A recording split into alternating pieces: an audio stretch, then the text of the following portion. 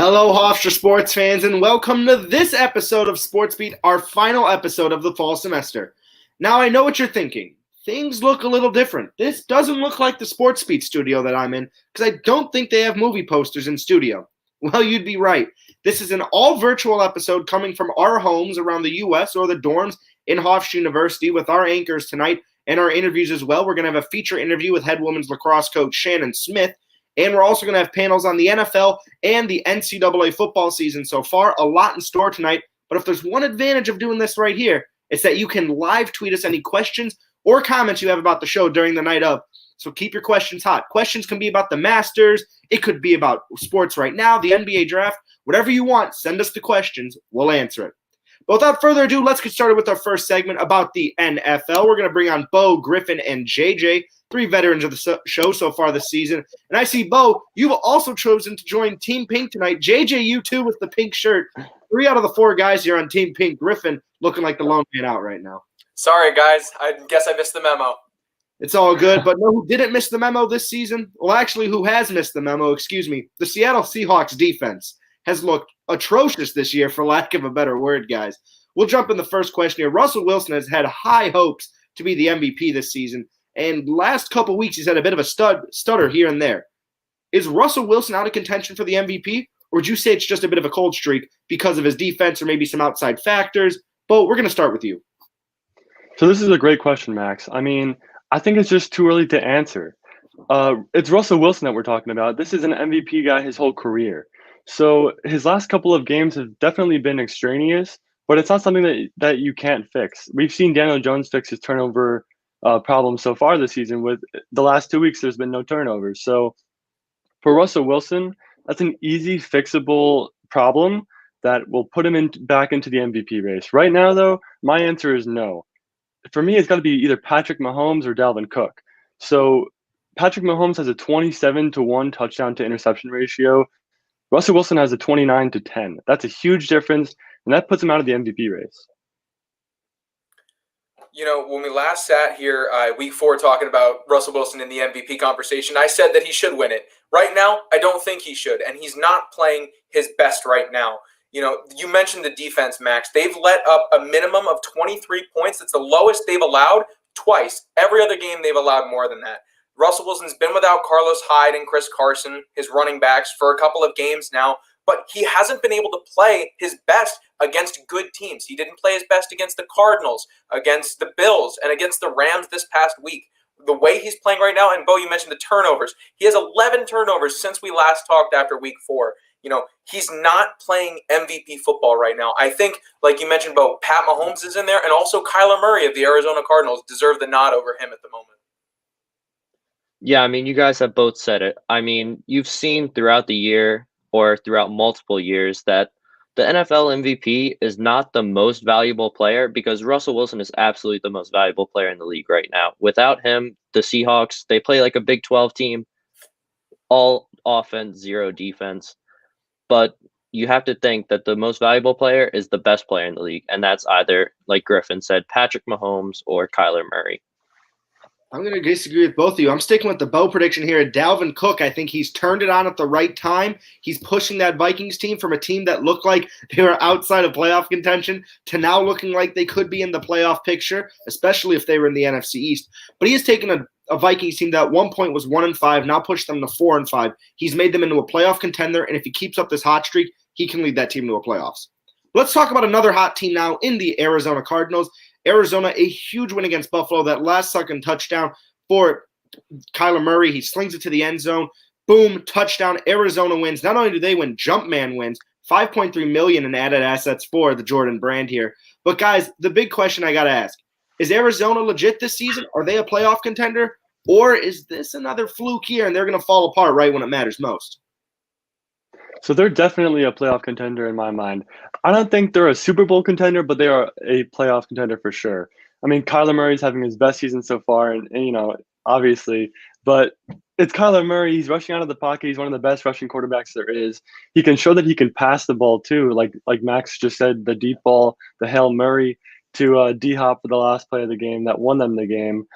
This is a great team, and D-Hop is, in my opinion, he's the best receiver there is. And you know, this defense is holding them in games. They're showing that they can compete. They're showing that they know what they're doing. Cliff Kingsbury is somehow in the right mind this season, and this team is competing, and that's what they need to do in order to be in the playoffs. However, they will not be a Super Bowl team. Yeah, honestly, since the beginning of this season, I was very excited to see what the Arizona Cardinals had in store for us, and they didn't let me down. Right now, their offense is number 1 ranked offense in yards, rushing touchdowns, and first downs. We mentioned DeAndre Hopkins. He's top 3 in receiving yards this year, and Kyler Murray has worked himself into the MVP conversation. I think they are going to be a playoff team. I don't think anybody disagrees with that. However, I don't think a deep playoff run is on the cards for the Cards because of their defense. They're the 20th ranked passing defense and the 16th ranked run defense, but also they're the most penalized team in the league, averaging about 7.7 penalties a game. That can extend your opponent's drives and kill your own drives, and they can't let that happen if they want to go deep in the playoffs. The Cardinals are a young team, so they don't need to make it to the Super Bowl this year. Just getting into the playoffs and getting them that experience. Kyler Murray, a young guy, needs that playoff experience, but their next 3 games are going to be key for them if they can make a playoff push. They have the Seahawks, the Patriots, and the Rams. Those are 3 crucial games that can put them over the edge and say if they're for real or if they're frauds. Now, all 3 of you did kind of lean on the attitude of they're going to make the playoffs. Can I get a prediction of how far they're going to go? Just short answer here. What round you think, or what team they're going to get knocked out by? But we'll start with you. In my opinion, like I said before, they won't make it to the Super Bowl. They'll be lucky if they make it. Well, they're going to make it to the divisional round, I think. And I think that's as far as they're going to get. I don't think they're going to get any further than that. Griffin? Yeah, I think divisional round is really the target. And if by some miracle they make the championship game, all the better for them. I think divisional is where they end. JJ? Yep. Divisional round, penalties will do them in. JJ, you read my mind, except I'm saying wild card. I think the penalties are going to bite them in the wild card, and that's where they fall out. Guys, we're wrapping up a little bit before we head to our next segment, but I'm going to bring back a bit of a throwback. Griffin and Beau, you were here for this. The NFC East is still what I'd call a train wreck, for lack of a better word. All teams sub 500. The Chicago Bears at 5-4, and the Minnesota Vikings at 4-5 would technically be division leaders, and they are the bottom 2 teams in the NFC North. I asked this at week 4, and there's still not a clear answer now. Who is going to win the NFC East? So, Griffin, I don't want to rip apart your team, but Carson Wentz, statistically, he's been worse than Daniel Jones. By all means, we deserve it. After going 0 for 9 on 3rd down conversions last game against the Giants, they're just not going to win the division. I see the Giants winning this division. I don't think we even need to talk about the football team or the Cowboys. I have to agree on all fronts. I think the Giants are really starting to grow under Joe Judge. You're starting to see a lot more development. Of course, you had a COVID-delayed season, which is going to be harder on a new head coach. But the Eagles are coached very poorly, and Carson has his own issues. I could have a whole segment dedicated to how much I'm upset with the Eagles right now. But the Washington football team are going through their own growing pains. And, of course, the Cowboys missed Dak Prescott so badly, and their defense is still awful, just like the Eagles. So, yeah, I think the Giants are really the only team that's on the up right now, and I think they win the division. As much as I dislike picking the Giants, a team that ruined my childhood as a Patriots fan, ruining the perfect season and everything, the Giants are the only team that has progressed throughout the season. Every other team in the NFC, least, as some may say, has regressed. And Daniel Jones only beats bad teams, and the NFC East is full of bad teams. Yeah, for me, guys, I'm going to take the shocker pick here. I'm sticking to my guns here. The Philadelphia Eagles, I think, can hold out and take that division. It's a chancy pick here, but JJ said that the Giants only get wins against bad teams.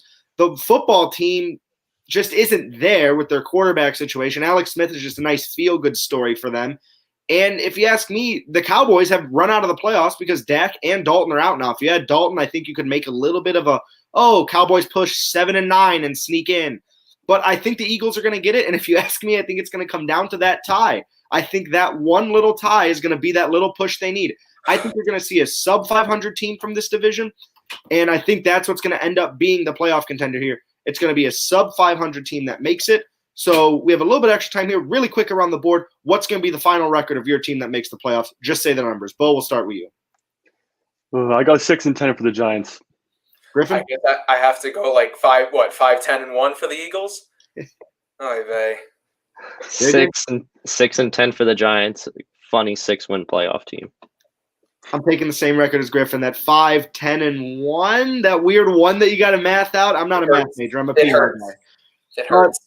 That'll do it for our NFL segment. Guys, thank you very much for joining me. A couple of you will be back later on to talk about NCAA football. But now we're going to bring on Juliana Battaglia to bring on our feature interview of the night, Shannon Smith, head coach of Hofstra Women's Lacrosse. Thank you so much, Max. Yes, I will be joined by head women's lacrosse coach Shannon Smith. Shannon, thank you so much for being here with us tonight and sitting down to chat with us a little bit about the season, everything COVID-19, and how you're moving forward. Thank you so much for being here. I appreciate you guys having me tonight. Of course. So let's first start this segment on a bit of a brighter note. So let's go back before COVID-19. In the 2019 season, you led the team to 12 wins and to an appearance in the CAA championship. That was the most wins for the team since 2010. And that was the first appearance in a championship game since 2013. So what were your strategies last season that helped you carry the team that far? And how did that win feel for you and the organization as a whole? Yeah, bringing us back to 2019, really successful season. I think that we were really carried by our leadership, Alyssa Perella, Darcy Smith, and Alexa Matera. They did an unbelievable job for us that year. And obviously a really tough loss in our conference championship to JMU. And going into the 2020 season, we just found it was really important, to make a really strong non-conference schedule to make sure we were prepared for conference. We had a big transfer come in with Sabrina Crestadero from Florida, and, she really improved the back end of our defense. And, we had a lot of freshmen in 2019.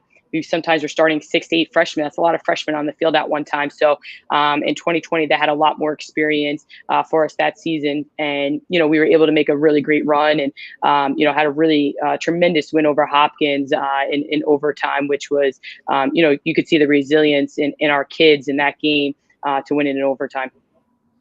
Yeah, and just an awesome season for you guys. So going from there and transitioning to the 2020 season, it was a shortened season. You guys finished with a record of 4-3. What was it about this season that was most difficult for you? And what adjustments did you guys have to make for this season? Yeah, we had a really great start to our season. We had a tough loss to USC, who was a top 10 ranked opponent at that point in our first game. And we just really learned a lot from that game individually and collectively as a team. And then going into season, obviously you got Hopkins, we had Boston College, we had Maryland, we had a really tough schedule going into the month of March. It was sort of like the gauntlet. And I think the toughest part about 2020 was our bus ride home from Boston College. You could really pretty much remember it clear as day. I remember turning around to my assistant coach, Amanda, and say, I think our season might get canceled. Right before that game, right before we played Boston College, the Ivy Leagues actually canceled their season, and the Patriot League was starting to. So you could see everything starting to unfold with COVID. And I think the toughest part was that bus ride, knowing that our season was probably going to be over, and 24 hours after that, having that conversation with all of our players in the locker room, especially the seniors. It's a really tough way to end their 4 years and the effort that they put in both on and off the field for our program. Yeah, I can't imagine how disheartening that must have been for the team. Going off of that now, COVID-19, so unpredictable. We don't really know what's going to happen in the future. For your next season, how are you preparing for that? Can you talk about that preparation a bit, what that looks like, how it might be different? It's a great question. Obviously, COVID-19 has changed a lot. For us, I think that Hofstra Athletic Department has done a phenomenal job at implementing certain protocols to keep all the athletes safe, and especially with our women's lacrosse team. And I got to really give it to the girls and give them a round of applause. They've done a tremendous job all fall through all the testing that they get each week, staying negative on the test to allow us to practice. And I think we're a few schools that are practicing, so it was nice to get back out there. But it's different in terms, you're not hanging out in the locker room, you're not having those meetings, you're not having those team bonding activities, those meals with the players. So it's different there, and you have to be a little bit more creative on how to build it, have those team building opportunities to build the leadership. So I think for us, it was a focus for us was to keep the girls healthy, keep them healthy from COVID, but also keep them physically healthy as well, from injuries, because we haven't played since March. So that was a big focus for us. And, from there, mentally, keeping them mentally focused with school, and mentally healthy as well, because obviously a lot has been different for college student athletes. And now moving forward, they're going to have a long break before season starts in February. So making sure that they're staying healthy and running in the off season, picking up their stick, and just making sure our kids are, doing the right thing. So when they come back in February, we can hit the ground running. Yeah, definitely. So I just transitioning away from that a little bit and more to about your experience as a coach. This will be the last question. You just completed your 8th season as a coach for Hofstra. What is your favorite aspect of coaching this team?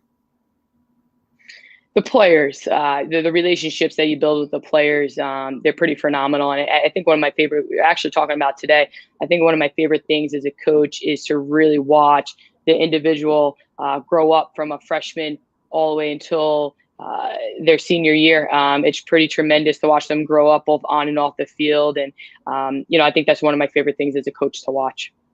Amazing. Amazing. Thank you so much for being here with us tonight, Shannon. That was Shannon Smith, head women's lacrosse coach. Thank you so much for being here. I appreciate you guys having me on the show tonight. Of course. Now we're going to take it back to you, Max. Thank you very much, Juliana. And thank you very much again to Shannon Smith, alum of Northwestern University, who's going to be our main focus on our first question for our NCAA segment. We're going to bring on now Beau and Griffin again, also bring on Zevan Schuster. Beau, Griffin, thanks for coming back on here. Zevan, thanks for joining us. We're going to start with the big one. You heard it. Shannon Smith, head women's lacrosse coach, alum of Northwestern. Also with Northwestern this season, undefeated so far, 4 wins already. Last season they had 3 in total. Another big surprise out of the Big Ten has been Indiana as well. Both teams ranked in the top 20. Guys, which team has been more surprising, the Northwestern Wildcats or the Indiana Hoosiers? Beau, let's start with you. In my opinion, it's got to be Northwestern here. It's Shannon's alma mater. I mean, after going 3-9 last season, this is a complete turnaround of a team. You love to see. This is the kind of college football that you just love to see. The players love playing.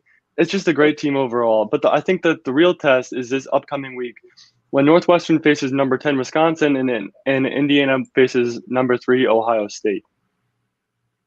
I have to disagree with you, Beau, and I'm sorry, Coach Smith, but the more impressive team right now is Indiana. They are having a historic start to their season. They are 4-0 in Big Ten play for the first time since 1987, and their number 9 rank is the highest they've ever been since 1967. They are playing incredible right now, and their defense especially. They've created 12 turnovers in 4 games and turning 9 of those subsequent drives into points. If you can continue that stretch, that's going to win you games. I don't think they're going to beat Ohio State this weekend, but again, if they can keep it close, that's a huge testament to how well this team is playing right now. Yeah, I have to agree with Griffin, and you stole the stat right out of my mouth. I mean, they haven't been ranked this high, like you said, since 1967. I mean, Indiana is a basketball school, basketball state. I have grandparents there who've lived there since their 20s. They've wanted a good football team for decades. And the fact that Indiana is kind of on the verge of maybe making a run, to the college football playoff, again, this weekend withstanding, but the fact that they even have a shot is really, really remarkable. And again, I know Northwestern had a really bad year last year, but they've still had some recent success in the last 5 to 10 years. For IU to be where they are and rank this high is really, I think, is the biggest shocker in college football in 2020. For me, it has to be Northwestern. So, Coach Smith, Team Pink is on your side here with the Northwestern Wildcats. But Northwestern is the team to watch out for this year. You look at a team that has now already increased their win total from last season. They have a quality win against an Iowa team that was ranked at one point. You look at the Indiana game. If you ask me, a lot of Indiana's success is built off a very questionable call at that Penn State game of a touchdown that might or might not have been a touchdown. You take that away, we're not looking at a ranked Indiana team anymore. We're looking at an Indiana team with 1 loss. So this Northwestern team has overcome that adversity.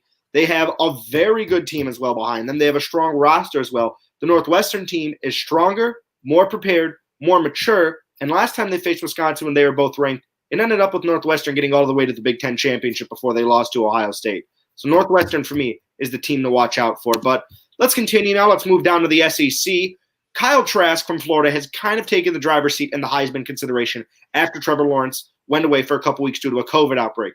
Is Kyle Trask the clear Heisman favorite, or do you have somebody else in mind, and who is it? In my opinion, Kyle Trask is definitely the Heisman winner. I mean, his 5 touchdowns in the first half last game, that was so impressive. His touchdown to interception ratio of, I believe it's 28-3 this year. That's Patrick Mahomes level. And I know this is college football, but that's still impressive no matter what. This is definitely a career year for him. He has a 93.9 quarterback rating. He's the Heisman winner. Now, we all know with that touchdown to interception ratio, we all know 28-3 is a cursed number in football. So, notwithstanding, the Heisman is supposed to go to the best player in the nation. And yes, he's been out for 2 weeks, but Trevor Lawrence hasn't done anything to show me that he's not the best player in the nation right now. 5 touchdowns in the first half is great for Kyle Trask. He's been doing awesome. Trevor Lawrence can do that every single week and then some. Trevor Lawrence is a unicorn of a prospect who we know is going to be number 1 in next year's NFL draft. I don't see how he's lost the Heisman already. This is still his Heisman to lose. So I'm going to have to disagree with you again, or it's going to be 2 for 2. I mean, I know they like to pick the best player, but there's got to be some value that's going to be taken, into consideration. I mean, you just saw, Trevor Lawrence's team almost beat one of the best teams in the country in Notre Dame. Took them to double overtime. For me, actually, it's got to be Justin Fields so far. He has 11 incompletions and 11 touchdown passes. So to me, that's totally remarkable. Ohio State is a blue blood. They also have a pretty easy schedule besides Indiana, and we still don't totally know how good Indiana is going to be. So I would have to put him at the top right now. But it's certainly not a blowout. And again, Kyle Trask could have a COVID outbreak on his team. He could miss a few games. It's 2020. There's so much that can and probably will still happen. Kyle Trask is the clear-cut favorite for me. 6 straight games of 4+ passing touchdowns. Griffin, Trevor Lawrence hasn't had that this season. Remember, he had the game against UNC where UNC almost got the upset. Kyle Trask has gotten the driver's seat, albeit Trevor Lawrence goes out. Kyle Trask was always the number 2, number 3. He was right always in that he was in the conversation, never the guy in the conversation, but this is the guy in the conversation now. It has to be Kyle Trask at the quarterback position for Florida. Florida is about to get another Heisman winner. But now, guys, let's move around now. Let's still stay in the NCAA, still in the SEC. With Will Muschamp out at South Carolina, who is going to take over the vacancy for an SEC job that a couple years ago was really promising? They faded a bit. So who's next in line to take over the Gamecocks position? In my opinion, it's Steve Sarkisian. I mean, he has head coach experience. He has 8 years of that. He's coached NFL teams, not as head coach, but he's coached them. The Falcons and the Raiders, I believe.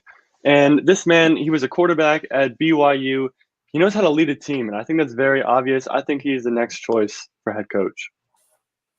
This might be a bit of a controversial pick, but it's one I've seen thrown around. Hugh Freeze, the head coach of Liberty, he's taken a Liberty program that's growing and took an independent Liberty program that's growing and ranked them number 21 in the nation right now. He has head coaching experience in the SEC, which is very important considering I think we can all agree that the SEC is the hardest division in college football. However, that experience comes at Ole Miss as a part of their whole scandal with recruiting players that got him booted and got them booted from bowl games for 2 years. It's a risky pick, but if he shows that he's cleaned up his act, he's got the experience in the division, and he could be a surprising pick for that spot.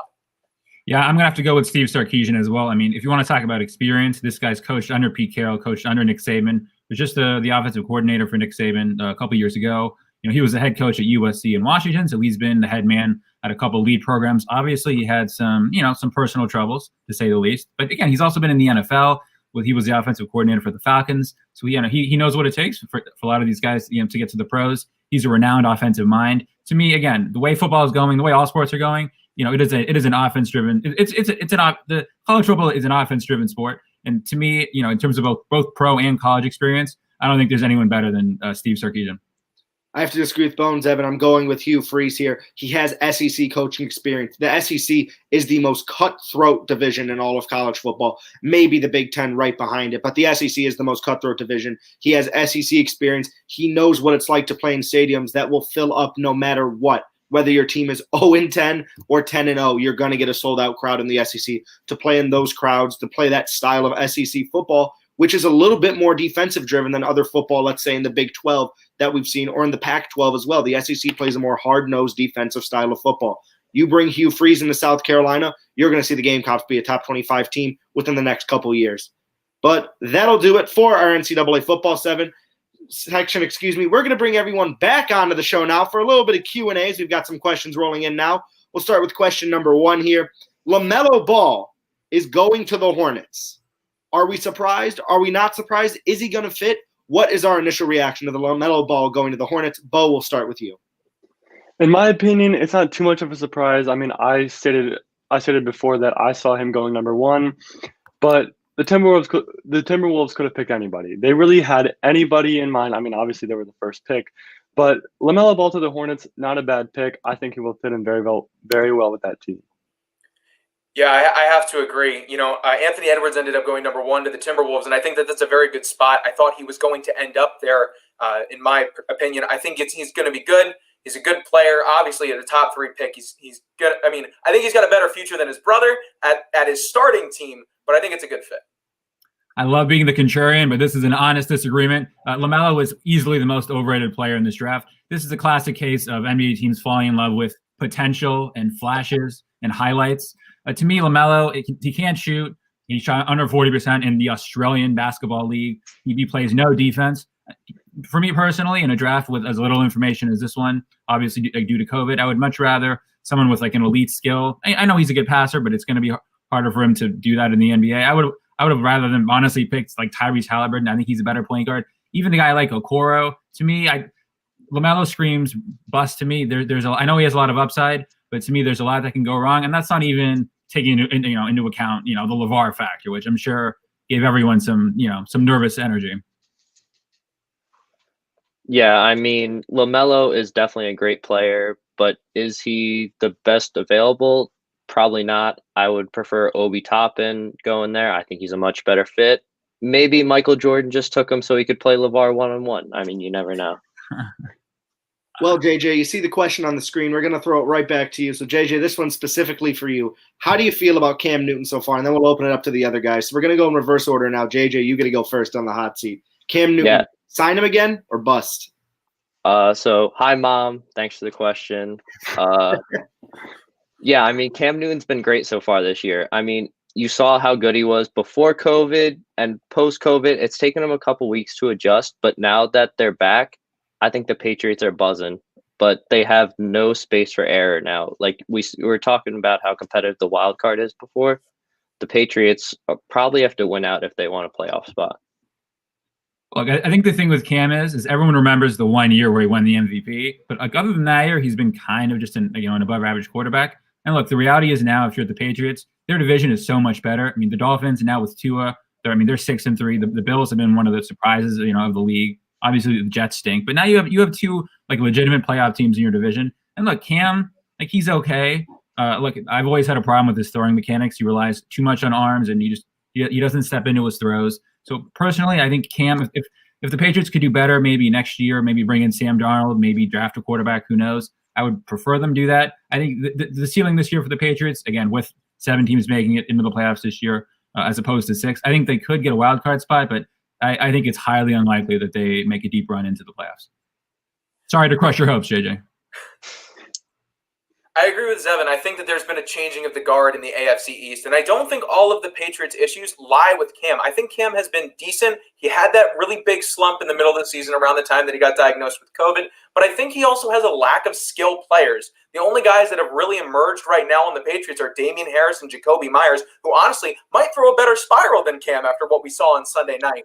But I think if you're able to surround Cam with a core of more young, actually good skill players, I think, again, Jacoby Myers, Damian Harris, but if you get them more players, I think you're going to see more of the Cam that we saw around his MVP time. I agree with Zevan and Griffin here too. Cam, his throwing mechanics have been off, and it's very noticeable, especially after COVID. But you sign him for $1 or $2 million. I mean, that's Bill Belichick being Bill Belichick right there.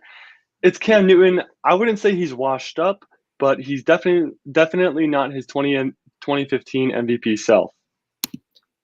I definitely agree with that for sure. Now we're going to bring back a question that we asked a little bit earlier here. We got an answer from the 3 guys. So JJ, you're back on the hot seat again. Who is it looking like as your Heisman winner for this year? Guys, you already answered. Let's just hear what JJ has to say for this one. My Heisman pick is Trevor Lawrence. I mean, there's nobody that's proven to be better than him this year. Even when he's not playing, he's still the best.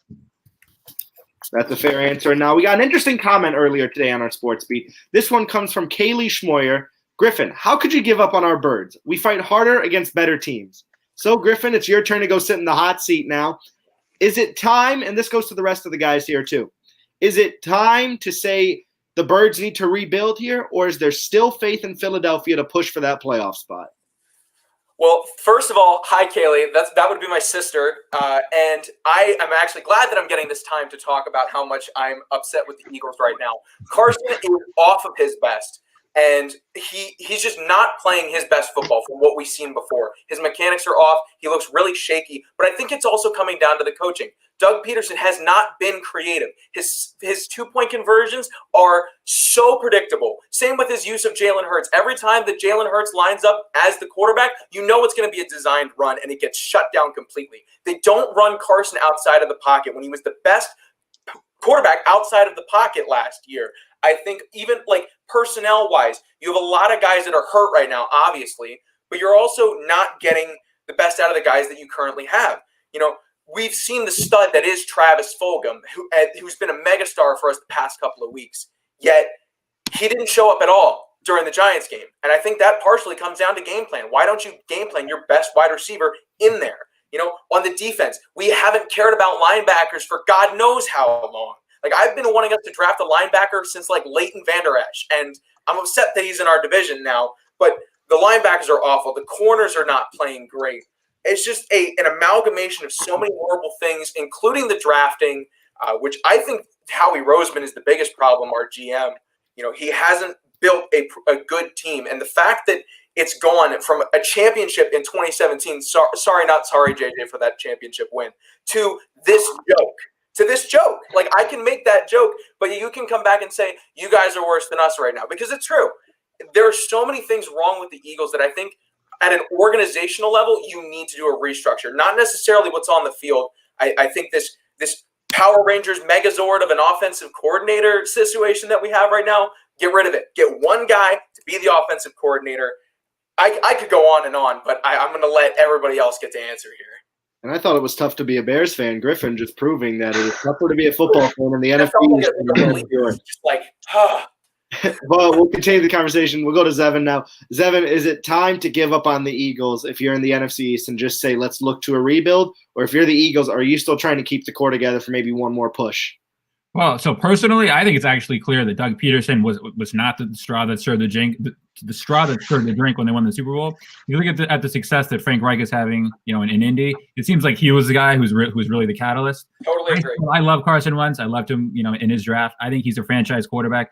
I don't think you give up on him. I think they've also had a ton of injuries for the second year in a row. So they can somehow fix that. I don't know. Hire a new doctor. See if like Dr. Fauci knows somebody. Like, I don't know. Figure out your injuries. Like they have talent. I mean, Deshaun Jackson, obviously. Travis Fulgham has been really good. They have like 3 really good tight ends, which I honestly don't. I don't know if you can say that about another team, but they've got to figure out their head coach and they've got to just stay healthy. And then I think they can at least make a run. Again, I know it was a little bit fluky with Nick Foles, but again, the NFC's wide open. You know, teams like the Bucs and the Saints in the next 2 to 3 years should hopefully fade out because their quarterbacks might as well be my grandparents.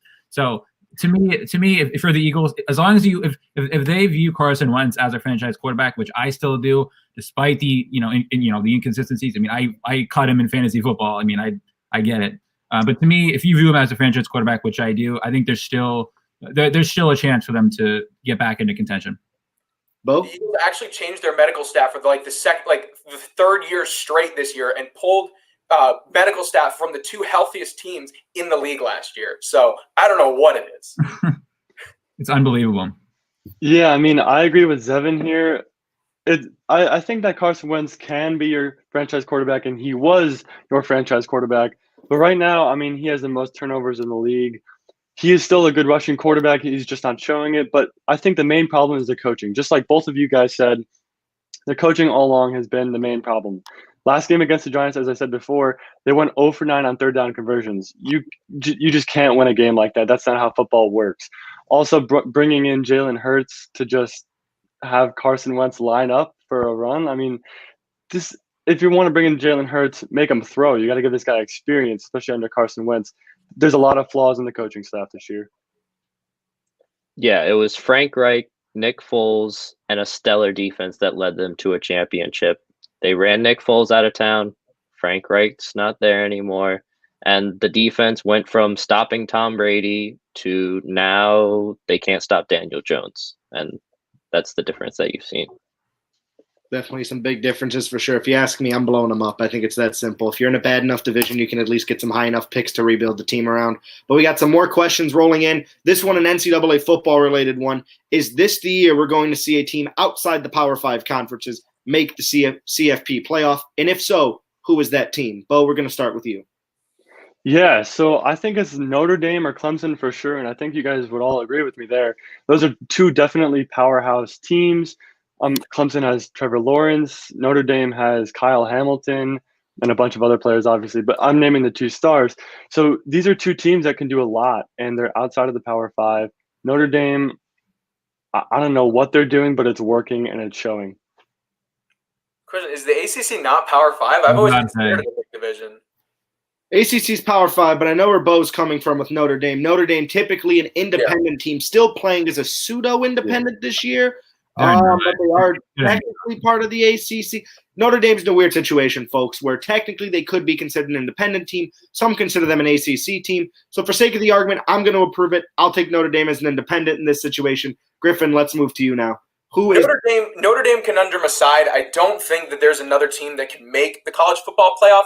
But an underdog team that I like a lot right now is BYU because of their quarterback, Zach Wilson. And Max, I want the Bears to draft him, actually. I think they should trade up for Zach Wilson. He has already thrown for more yards and more touchdowns with a better completion percentage in roughly 100 less snaps than he did all of last year. He's made a huge name for himself right now, and they are absolutely dominating worst competition. So I think that they can get it done if there's any outside shot.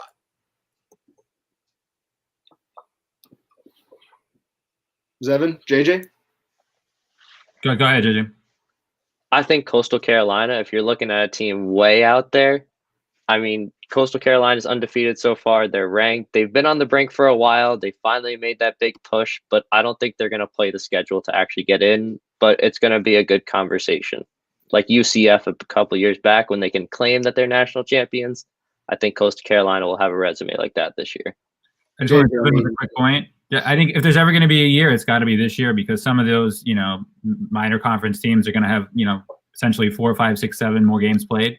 So they could potentially, the committee could be looking at a situation where, a UCF or a BYU is 11-0, and then are they going to take away their spot for, Ohio State, who's like 7-0. So I think if there's ever going to be a year, it's 2020. So fair enough. I'm taking BYU as my team. JJ, there's such a thing as being on the U.S., then maybe your pick being in Hawaii, so still technically the U.S. You, my friend, are in Guam, the U.S. Virgin Islands. You are somewhere in the middle of the Pacific that I can't name where we're at with the Coastal Carolina pick right there. Not the team I was expecting. Greatest unis in the CFP, if you ask me, but a team really I was not expecting there. But, guys, we got time for one more question here. Let's wrap it up with the NBA.